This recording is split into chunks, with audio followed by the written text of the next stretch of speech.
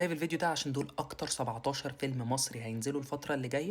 انت ما ينفعش تفوتهم. وهنبدأ في المركز ال 17 عندنا فيلم بيج رامي. عودة رامز جلال للسينما والافلام حاجة احنا كنا مستنيينها من زمان، لان هو الفترة اللي فاتت ما كانش معودنا غير ان هو مكمل في مقالب رمضان، ولكن رجع لنا بفيلم اسمه بيج رامي. تفاصيل الفيلم وقصته لسه مش معروفة، لكن ده التعاون الخامس ليه مع المخرج محمود كريم. الفيلم هيكون ببطولة كل من رامز جلال، بسمة بوسيل، هدى الإتربي، نسرين أمين، محمد أنور، ومحمد عبد الرحمن توتة. في المركز ال 16 عندنا فيلم طه الغريب. الفيلم هيكون ببطولة حسن الرداد ومي عمر. الفيلم أصلا كان المفروض هيبدأ تصويره قبل رمضان، ولكن عشان الفنانين الاتنين كانوا مشغولين بالمسلسلات بتاعتهم في رمضان، فالفيلم تصويره اتأجل شوية. أما بقى في المركز ال 15 فعندنا فيلم من أيام الجيزة. الفيلم تصنيفه فيلم كوميدي، وبتدور أحداثه في الجيزة اللي فيها الشخصيات فجأة القدر بيجمعهم مع بعض، وبتبدأ بعد كده الأحداث تتصاعد. الفيلم ببطولة إياد نصار، عمرو عبد الجليل، محمد لطفي، آية سماحة، ومن إخراج مرقص عادل.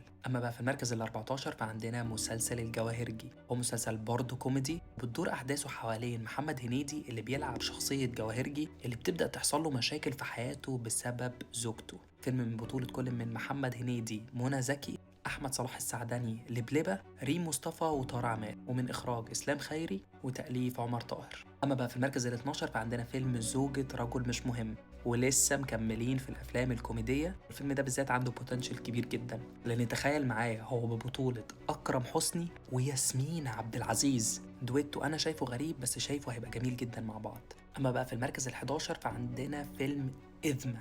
والأول مرة أكون متشوق لفيلم مش عشان الممثلين، علشان الكاتب محمد صادق عنده حالة غريبة جدا من النجاح، لأن 4 من الروايات اللي كتبهم كلهم شافوا السينما المصرية، منهم طه الغريب اللي احنا كنا لسه متكلمين عنه بتاع حسن الرداد، وفيلم هيبتا اللي هو برضه هو اللي كتبه، وبضع ساعات في يوم ما، ودلوقتي إذمة.